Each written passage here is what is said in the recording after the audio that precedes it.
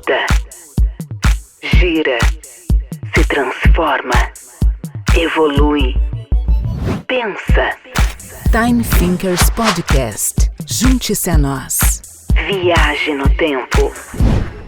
Olá, vamos lá começar aqui mais um episódio do Time Thinkers e hoje eu tô aqui muito bem acompanhado com grandes amigos de longas datas aqui.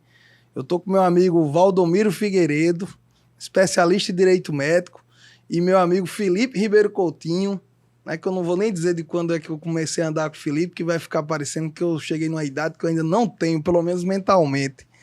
E aí o tema de hoje também não poderia ter gente melhor aqui para conversar sobre isso, que é o direito médico. Né? É um ramo jurídico que eu diria que se formou recentemente, porque quando eu fazia faculdade eu não lembro de fato de nenhuma menção, né, de se falando em direito médico. E o que eu consigo assim, resgatar da memória é que hoje praticamente está consolidado. Né? No sistema OAB, por exemplo, nós temos comissões de direito médico, temos inclusive comissão nacional. E Valdomiro, você vem se destacando nesse ramo, vem aí na sua trajetória, né, você vem pegando casos e ao mesmo tempo participando de discussões acadêmicas e reflexões sobre o tema que tem chamado bastante atenção. Então eu vou começar o nosso papo hoje perguntando justamente como é que você se interessou pelo direito médico, como é que foi a construção desse ramo jurídico na sua carreira. Me diga aí, meu amigo, e se apresente e seja bem-vindo. Obrigado aí, André, grande Felipe, meus amigos aqui também de longa data, né? A gente se conhece desde a época da faculdade. Felipe um pouquinho depois, mas também é contemporâneo, não deixa de ser. Desde conversa, eu conheci antes no São João. No São João, mas eu já estava na faculdade. Você já estava para entrar. Era colégio. Rapaz tinha 17 anos ainda, né? Precoce. E o início com direito médico, realmente, você falou uma coisa que direito médico era muito tratado como, apesar que já existiam livros sobre a matéria, tudinho, o professor Genival Veloso de França, que é extremamente conhecido, e havia livros sobre a matéria e discussão sobre isso, e tratava basicamente de matéria administrativa, o que era o Código de Ética Médica e o que era o Código de Processo Ético, e que o CFM tratava através de resolução, e isso aí foi tomando um corpo tanto para atividade judicial como atividade administrativa, e também sempre se inserindo nas ações que eram de responsabilidade civil. Na verdade, o direito médico é uma mistura de responsabilidade civil, também e tem o seu ramo na responsabilidade criminal, porque geralmente é tratado, a maioria das ações, as demandas que surgem sobre direito médico, acusações de erro médico, e o erro médico pode gerar um dano tanto patrimonial, como também pode gerar um dano à vida, e isso tudo tem desdobramentos nesse caminho. E também tem um desdobramento administrativo, que atua diretamente nos conselhos. Antes, os médicos faziam sua própria defesa, e depois eles passaram a contratar advogados para fazer isso. E a coisa foi se profissionalizando. E hoje nós temos tanto comissões que tratam de direito à saúde, direito médico, que estão se desdobrando cada vez mais, como também a gente tem especializações. Ainda não vi na graduação cadeiras específicas, mas existem cursos que são dados em graduação ainda sobre direito médico. Mas só de existir pós-graduação já é excelente, né? Porque já se permite uma especialização, como o próprio nome. Já. Né? Comumente é conhecida as pós-graduações lá do Senso. E muita gente interessada. Né? É muita gente interessada. Quando eu comecei a atuar, basicamente, que era um escritório que eu comecei estagiando, e lá se lidava com defesas ético-profissionais, e acabei me interessando pelo tema. Isso era pouquíssimas pessoas que lidavam com isso no Brasil. Não dava para fazer um encontro, de repente, de advogados que atuavam no direito médico. Depois, não. Depois a coisa ficou... E hoje em dia, por exemplo, quando eu fui da Comissão Nacional de Direito Médico, na gestão passada do Conselho Federal da OAB, eu conheci pessoas de todo o Brasil, né, colegas de todo o Brasil, que lidavam, que tinham publicações, que tinham livros, que eram extremamente dedicados, uns mais à parte acadêmica, outros eram assessores de conselhos, e outros atuavam realmente na defesa de médicos e ampliavam isso para outros setores, né? Porque não deixa de ser um nicho de mercado que você acaba tendo nesses clientes também, clientes que têm uma vida social e econômica fora dali. Eles compram, esse era um ponto, né? Acho que o crescimento do ramo, eu ia até questionar Felipe, porque o crescimento do ramo acho que tem muito a ver também com o sucesso econômico Da profissão, da classe. Né? E Felipe, como filho de médico, pode falar um pouco desse sucesso econômico da classe. Naquela época a gente não vivia esse apogeu, né, que é hoje. E uma coisa que eu senti falta, Valdomiro, como você falou, e que foi algo que me despertou muito curiosidade durante a faculdade, né? E justamente por ter meu pai como médico, meus tios, meus primos, né? Família de médico, o Felipe tem praticamente, só de neurologista tem quantos? Neurocirurgiões, acho que são 8 hoje, né? Monta um plano de saúde. Uma cooperativa, pelo menos, tem. Monta, tranquilamente. E aí eu me interessei muito também pela bioética, né? Que faz essa interface, né? Tá ali permeando todo o direito médico. E naquela época já tinha aquela questão da clonagem da ovelha Dolly, né? E outras situações. Novela O Clone. E que hoje ganharam uma proporção, né?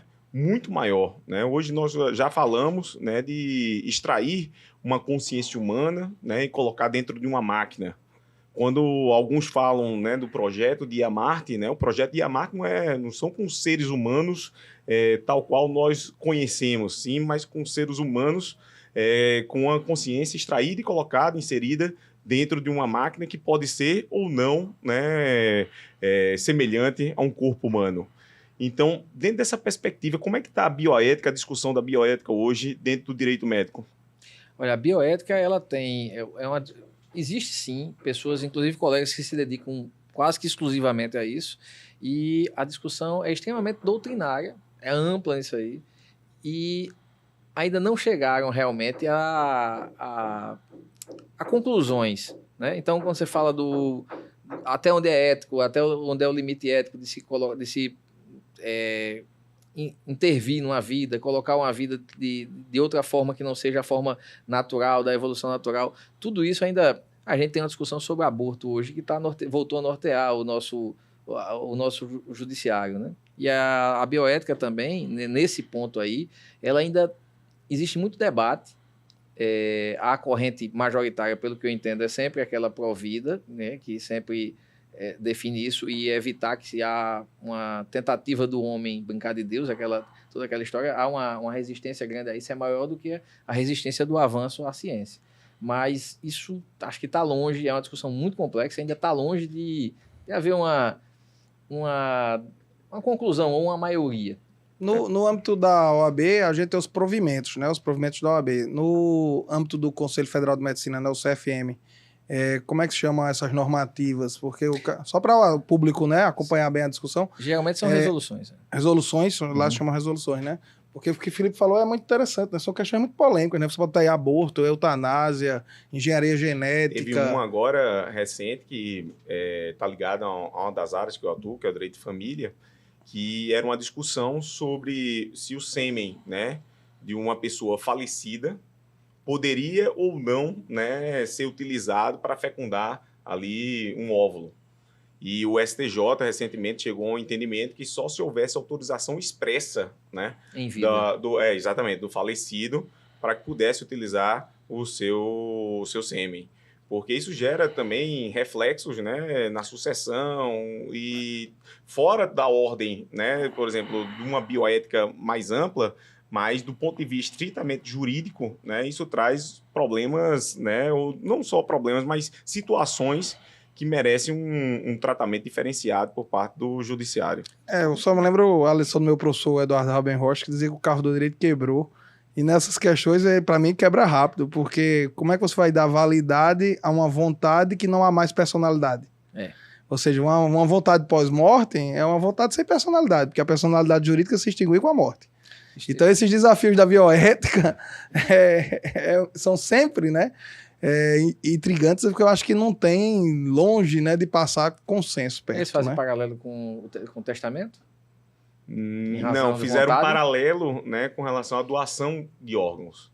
Né? Se você já tinha autorizado, então poderia... Mas, né, a mas finalidade é totalmente diferente. Exato, e a repercussão é completamente diferente. Né? O que o Felipe falou, para quem não acompanhou, porque o Felipe fala muito técnico, sucessão.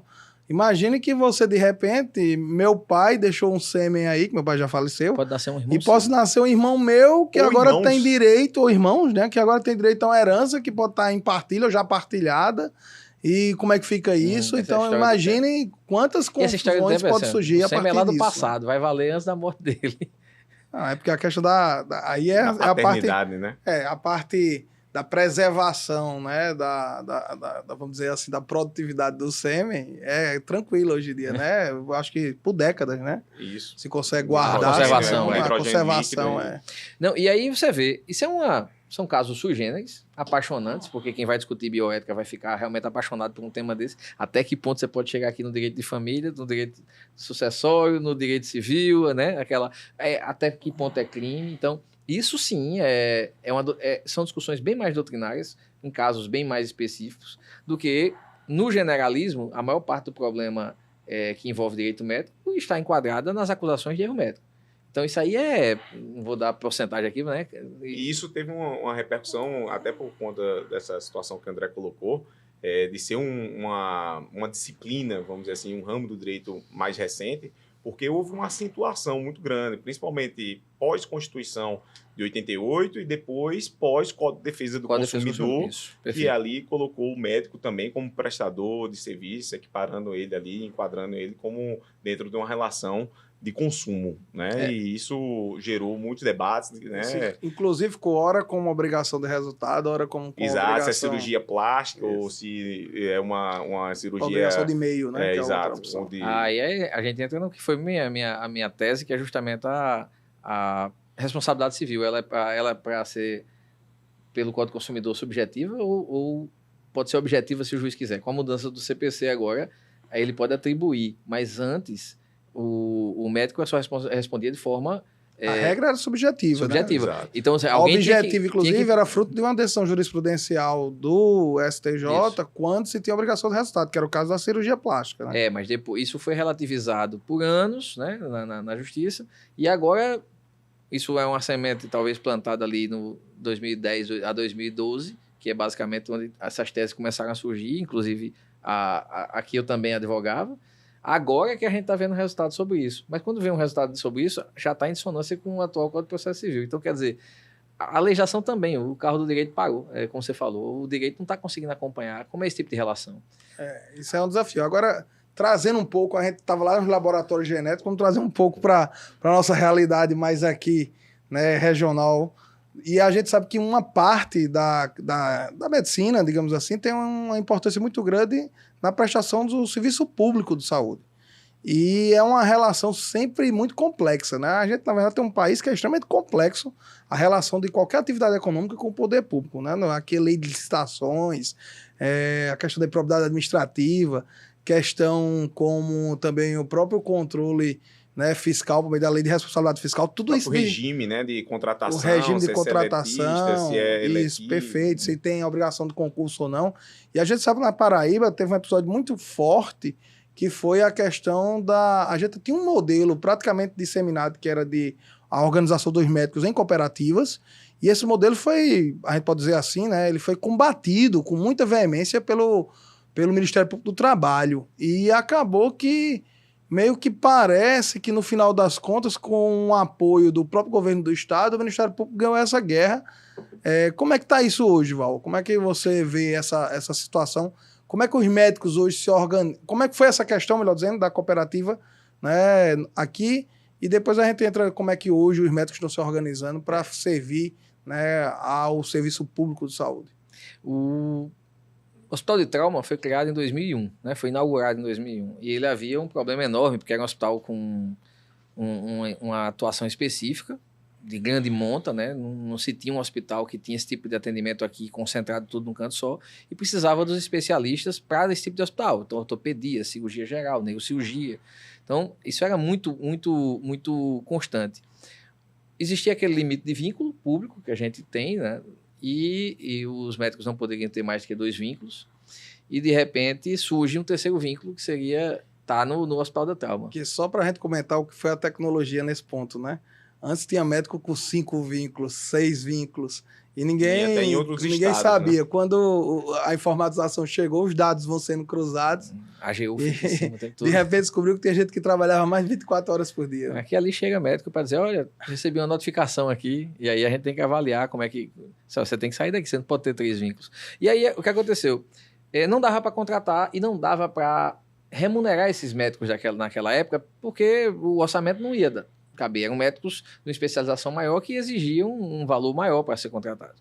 Então, eles se organizaram em cooperativas e as cooperativas se consolidaram, eles passaram a prestar serviço e virava contrato de prestação de serviço, não entrava na folha do pessoal. Então, tem o limite da lei de responsabilidade. Era, de certa maneira, um mecanismo para se regularizar a situação diante da limitação do teto de gastos da lei de responsabilidade fiscal. Exatamente. Não é isso? Um médico equivalia a quantos comissionados que ganham um salário mínimo, né? Então, mas era um médico, de repente, um neurocirurgião que ele não podia ser contratado de outra forma, um ortopedista que não podia ser contratado de outra forma. E a partir daí elas se consolidaram. Pouco tempo depois, o Ministério Público do Trabalho começou a questionar, porque com base no artigo 37, discutiu muito sobre a questão da forma de contratação, que deveria ser via serviço público, como de regra, aquele tudo. E logo depois saiu um enunciado, que se eu não me engano era o 311 do TST, se não me engano era 331.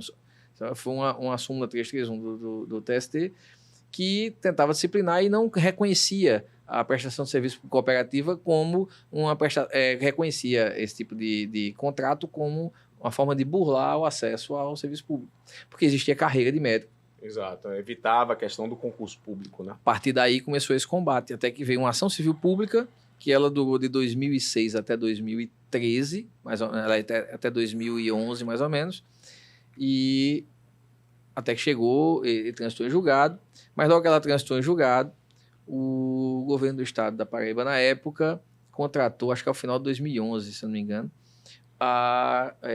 desafetou, acho que o Hospital de Trauma, não lembro como é que foi feito isso aí agora, mas o Hospital de Trauma passou a ser gerido por uma OS, né? E a partir daí... Aqui acabou chegando a famosa Cruz Vermelha, né? Exatamente. Pra quem é daqui da região da Paraíba, todo mundo já ouviu falar. E as OS passaram a contratar o que eram as cooperativas antes, para prestação de serviço. Isso continuou por muito tempo. Ou seja, no final as cooperativas continuaram, né? Só que agora, como a OS é uma entidade privada, já não tinha mais a mesma limitação Exatamente. que o Estado, né? O Aí, Estado, no entanto, pagava a OS, que pagava veio aquela operação as mais cara a cooperativas. fatura. É isso que eu nunca consigo entender, porque também a tese do concurso público é uma tese interessante, é quando a gente pensa assim, não, vamos fortalecer, né? Criar uma política de Estado com uma carreira mais sólida. Só que o custo da contratação individual e para o próprio médico abdicar de outros compromissos, né, aí é muito alto. Então, para o Estado, a solução mais barata, me parece, continua sendo, seria contratar direto a cooperativa. Mas tem outro ponto de vista. Não vingou, né? Tem outro ponto de vista, porque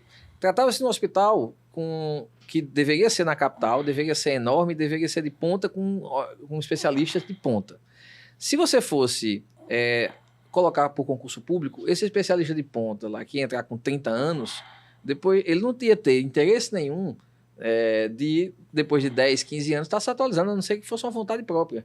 Então, só se imaginava esse tipo de contratação via concurso público se fosse para uma carreira que houvesse uma evolução, para manter o profissional sempre motivado a melhorar e a prestar um melhor serviço. Não é o caso, o cara já entrava no topo.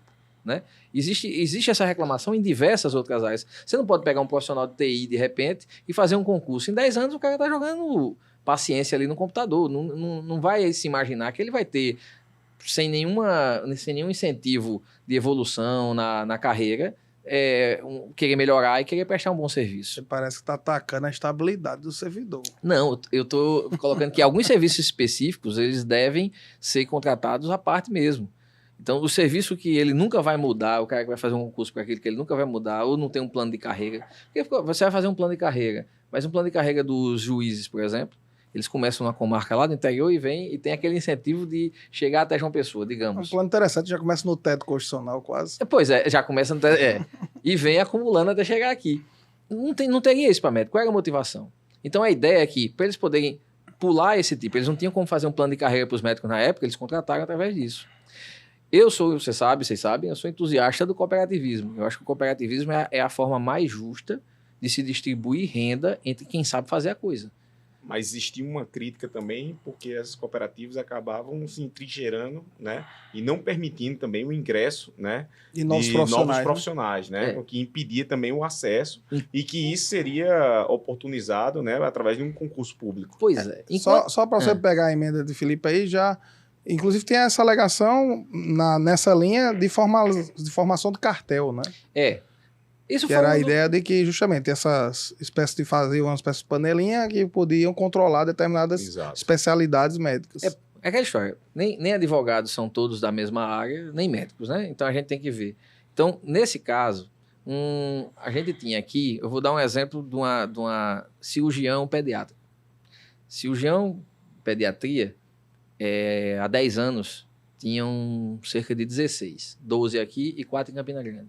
Ninguém fazia cirurgia de criança, não fosse esses ou alguém um médico que se dispusesse a fazer sem ser da especialidade dele. Hoje, não temos 20. Porque ou foi fazer especialização e ficou onde foi fazer residência, ou os que vieram para cá vieram poucos, outros, lógico, mais velhos, foram saindo da profissão, e hoje nós temos pouco mais de 20. Alguns em Campina Grande, a maioria aqui concentrado no Arlinda Marques. Eu tive até reunião com eles outro dia. É uma especialidade que não evoluiu. Então, essa acusação, ela foi muito utilizada. Mas não evoluiu em que sentido? Não No número de médicos? Não, você não tem Não estou entendendo. Eu acho que é um argumento que não pode ser generalizado. Não pode levar para cartel uma coisa que você não tem uma ampla disposição de mão de obra. Não chegou ninguém para cá. Eles vivem adulando, né, colegas para que venham fazer isso aqui. Teve uma época que neurocirurgião que tinha disposição para ir... olha, um plantão no trauma, por exemplo, é um terror, é um plantão difícil, né? Então, os neurocirurgiões que vinham fazer isso, tinham 50 e poucos na cooperativa. Que queria dar plantão, era 30, eram 32 no máximo.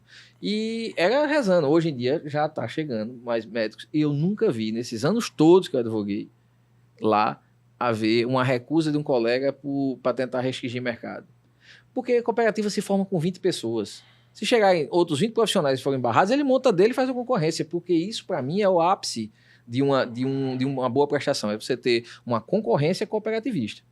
E aí você consegue tanto distribuir bem a renda, como trazer um preço justo para o mercado. Ô Val, e diante desse impedimento de contratação das cooperativas, qual foi o novo modelo que surgiu? Porque você estava falando que houve a Cruz Vermelha, que estava contratando, depois todo mundo sabe, né? Fato público e notório, que depois foi implodido, né? E como é que se comporta atualmente o mercado? Eu vou fazer só uma aspas, uma parênteses aqui que é necessário. Nessa implosão, né, sobrou pouquíssima pedra, e uma das poucas pedras fundamentais que sobraram foram as cooperativas médicas. Você não viu um escândalo envolvendo cooperativismo médico. O médico prestava o serviço, recebia de acordo com a quantidade de plantões, pagava o seu tributo e acabou. Nenhuma cooperativa médica foi envolvida em nenhum disso. É importante mesmo. É uma das coisas que pouco você viu em tudo, de lavanderia E isso é um fato, por exemplo, que a imprensa, né, não vende. Então, o que verdade. vende é o fato, escândalo. Né, o escândalo, o fato negativo, né, o roubo, né?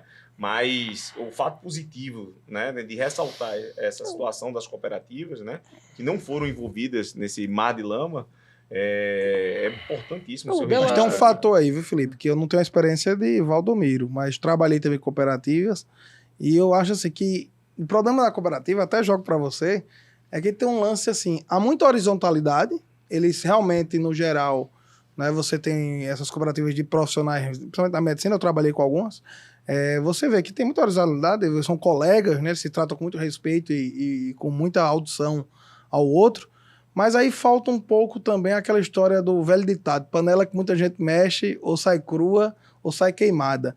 Muita gente também não se compromete 100%, e às vezes eles não se organizam em questões que hoje, no nosso sentir, é básicas, como, por exemplo, uma questão básica, uma assessoria boa de imprensa.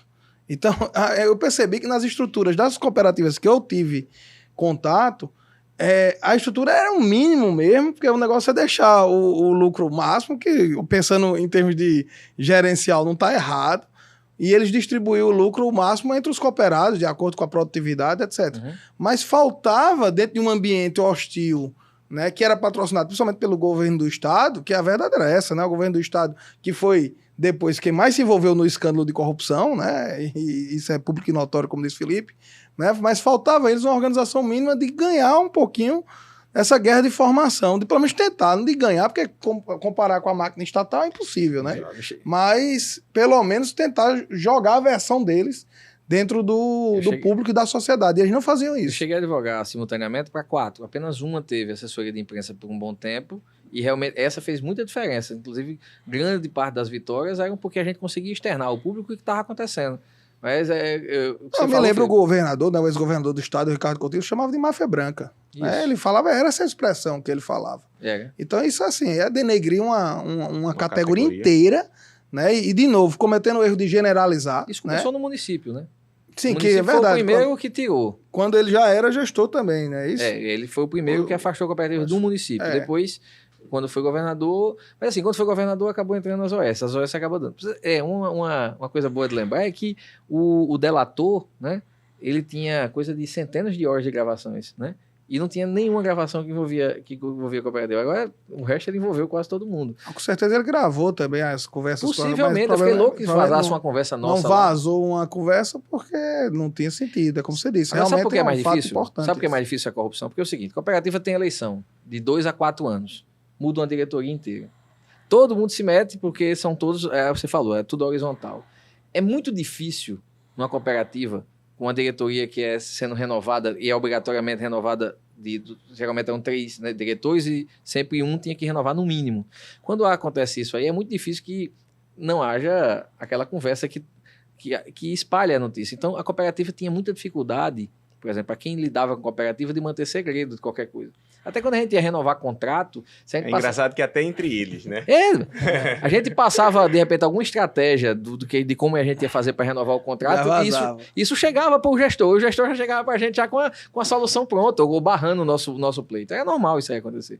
Mas isso era muito difícil. Talvez por conta disso, a cooperativa consiga ficar um pouco à margem disso aí. Ninguém levou cantada, por exemplo, para nada. Realmente, a gente nunca viu nenhum problema, ao mesmo tempo nunca nos procurou. Que bom, mas e o hoje, que o Felipe questionou já? A cooperativa acabou sendo impedida de contratar pelo governo do estado, o que eu acho um absurdo, porque do ponto de vista processual, eu acho que a cooperativa, ela não era para ser nem parte, nem polo passivo dessas questões. A cooperativa é uma instituição privada, associados que se unem para prestar um serviço.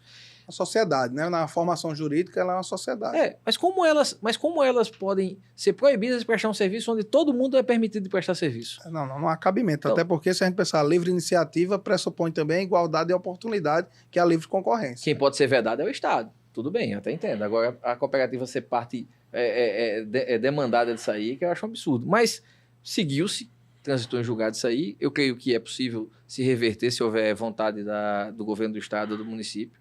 Inclusive, até porque o enunciado 331 foi completamente modificado. Porque hoje tem a coisa julgada inconstitucional, né? Pode até se estudar uma tese dessa aí. Mas aí passou isso aí e as cooperativas ficaram impedidas, então elas começaram a prestar serviços para planos, para outras instituições privadas e tudo. E quando vinha para o público, sempre tinha problema. E o que aconteceu? Fizeram um concurso, chamamento público de tudo, e os médicos, pelo excesso de vínculo, acabaram sem ter condições de se candidatar às vagas que estavam previstas. Continuava que a gente volta. Como é que é cartel se a gente não consegue preencher Não consegue, porque não há essa possibilidade.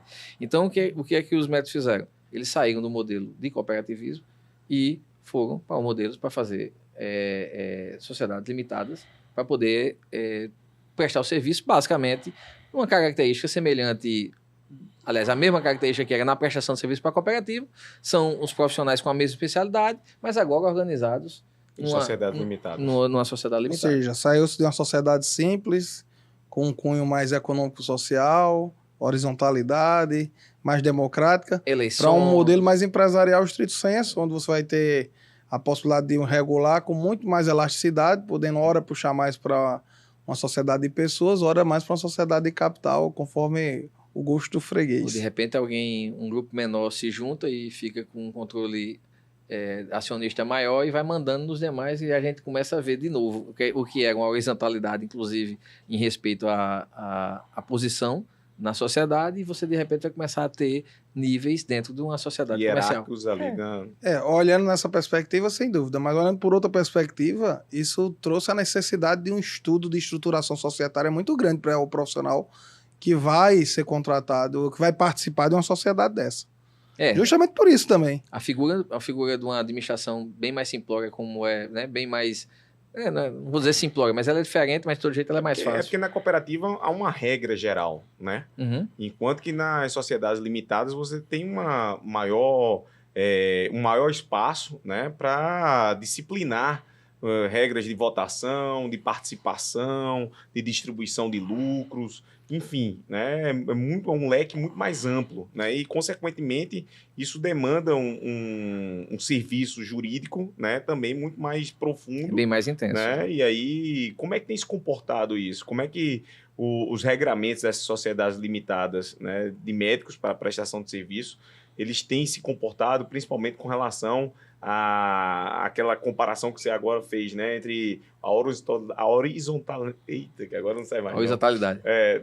Da cooperativa, né? E há realmente uma preponderância, né, de poucos sócios, né, de uma sociedade limitada se sobrepondo ao interesse de uma maioria, ou ainda não acontece isso? Não, essa transição é aquela transição bem suave mesmo. Eles estão indo, basicamente, todos em bloco, né? Algumas cooperativas todos em bloco, montaram aqui, por exemplo, e eles montaram, e aí eles elegem o sócio administrador, mas ainda estão engatinhando com aquela cabeça de cooperativismo. É um processo de reaprendizado, né? Inclusive, ainda não sabem o que é cooperativismo. Porque é o seguinte, a maioria, porque assim, presta um serviço. Aí eu vou me meter, porque envolve muito direito societário, eu gosto da matéria. Aí é fundamental um estatuto, né, ou melhor dizendo, um contrato social na limitada, né, muito bem redigido, um acordo de sócio muito claro. Isso é essencial. Então, assim, me parece que a consultoria jurídica aí se torna fundamental. Regimento não, interno. Como o Felipe falou bem, na lei da cooperativas, o que a gente tem é uma lei especial muito mais detalhista. Aí você restringe o espaço de manobra dos cooperados. Quando você vai para a sociedade limitada, você tem o Código Civil regulando lá um capítulo da limitada, mas é um capítulo muito menos, né, detalhado do que a lei da cooperativas. Então, por isso, como o Felipe colocou, passa a autorregulação, digamos assim, o autodisciplinamento, né, tem uma preponderância muito maior. Ela talvez seja mais difícil de administrar, porque você tem aquele controle do sócio, aquela coisa toda. Mas assim, se você for olhar direitinho, eles estão, do ponto de vista tributário, que aí eu jogo para você, André, porque é interessante. Do ponto de vista tributário, eles estão adorando. Você poder distribuir lucro trimestralmente. Muito mais dinâmico. A distribuição. Na cooperativa, eles tinham gastavam uns 10% de administração para poder pagar todo aquele custeio para montagem da cooperativa e distribuíam 90% dos valores. Mas o valor que ia para o médico tinha que ser tributado como pessoa física.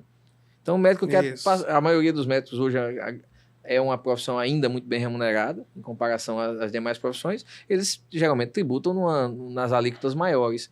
Hoje não. Hoje, de repente, eles estão pagando ali 16% ao geral e quando vai para a pessoa física vai sem tributação. Exato. É uma vantagem enorme, dependendo do caso aí, porque claro que você está pegando cooperativo que tem um faturamento alto, mas se a gente pegasse o cooperativo que tivesse faturamento mais baixo, a gente pode estar falando de tributação perto dos 10% até. Então assim, porque claro que depende da necessidade do estado, do município, com cada especialidade, né? Então você vai ter situações diferentes, porque como a gente tem aqui, a gente vê mais a contratação do Estado e a necessidade de uma boa quantidade de profissionais para uma área muito grande de atendimento, né? A região metropolitana de João Pessoa, normalmente na Paraíba, me corrija, mas é por aí. Campina Grande pega praticamente a área inteira ali do Agreste. Hospital pega Brejo também. Não sei se pega o Sertão, se Patos para frente já é mais alguém que pega, né? Patos tem um regional. Tem um regional, então assim... Mas as áreas são enormes, né? Mas isso daí você pode observar, né, que todos os municípios têm casas, né, de assistência aqui para pacientes que se tratam em João Pessoa. Então, João Pessoa acaba do estado inteiro, né? A ambulância terapia ainda é muito utilizada, principalmente em cidades menores, infelizmente ainda é regra isso aí. Exato. É verdade. Pois, gente, olha, a gente já falou da questão da responsabilidade civil, falou agora da questão das estruturações societárias, seja por meio do cooperativismo, por meio das sociedades empresariais. Falamos de bioética, que o Felipe trouxe, que foi uma temática interessantíssima. Faltou alguma coisa aqui, direito médico, que a gente ainda tem que é para mostrar, e porque eu acho que também é um episódio que vai ajudar não só os médicos, que com certeza aqui eu acho que teve algumas informações interessantes, mas vai ajudar também o pessoal do direito, principalmente o jovem, né, que a gente tem um público muito jovem de estudantes, para mostrar quanto esse ramo é promissor, né? Você tem ainda... Nas questões da bioética, um monte de situações que vão chamar especialistas, mas as questões mais antigas, né, não saíram de moda. Né? Tá aí Valdomiro mostrando que houve uma evolução do problema, né? Hoje em dia as sociedades elas conseguem se organizar nesse ponto para poder prestar o mesmo serviço, porque o que é a essência no final? É poder prestar serviço para uma população que, se não fosse esse tipo de empresa, ela não teria atendimento. Porque os impedimentos por conta de vínculo, por conta de outra série de fatores, eles acabam impedindo que esse médico chegue lá na ponta para poder atender. Você tem uma ideia, a dificuldade é tão grande, e a gente vê uma cidade como Patos, que é uma cidade com mais de 100 mil habitantes, é uma cidade que polariza tantos municípios. Às vezes a gente pensa, algumas pessoas que não conhecem o sertão pensam que talvez seja, é o interior, alguma coisa assim, alguma coisa pequena. Não, Patos é uma cidade pujante, é uma cidade que economicamente é muito forte. E você vê, Patos tem uma quantidade mínima de anestesiologistas. Você não tem anestesiologista para estar de plantão nos hospitais o tempo todo. Se um viajar, fica pior. Então, não há uma carreira... Lá atrás, quando eu falei que não havia aquele incentivo de uma carreira de um povoamento, uma distribuição melhor dos serviços de saúde, também não há uma forma de levar isso aí, a não ser que seja através de contratação específica e não de carreira de médico. O cara, de repente, não está em João Pessoa, ele não quer ir atender em Patos porque ele tem um deslocamento de 300 e tantos quilômetros, ele não quer passar a semana lá, já que ele vive em João Pessoa. Isso dificulta, concentra muito nas capitais. E aí, quando você volta ao ponto de economia, você tem que ver que hoje o Estado está cada vez mais buscando esse tipo de contratação. A título de informação, está aí em curso o chamamento público para um mutirão de cirurgias pelo governo do Estado. Estão contratando ortopedistas, cirurgiões gerais, eu não lembro, mais 2 especialidades, são 4 especialidades, para fazer um mutirão para poder tirar da fila o pessoal que está aguardando. Isso é de uma sensibilidade que... E a pandemia também afetou muito isso. Muito, né? Tem muita gente. As cirurgias eletivas. Cirurgia oncológica. Né? Só fazia cirurgia de urgência, né? Cirurgia oncológica, que está a gente esperando um ano com a evolução de um câncer, de alguma coisa, que é totalmente... E isso está sendo feito através de chamamento público. E estão contratando empresas, porque já tentaram com profissionais para tentar fazer, eles não têm como montar a equipe. Então, qual é a ideia deles? Olha, eu quero atender esse povo, eu não tenho como pensar uma estrutura, eu preciso que você venha com a sua equipe para fazer desde o atendimento pré-operatório até o pós-operatório. Seria uma contratação emergencial?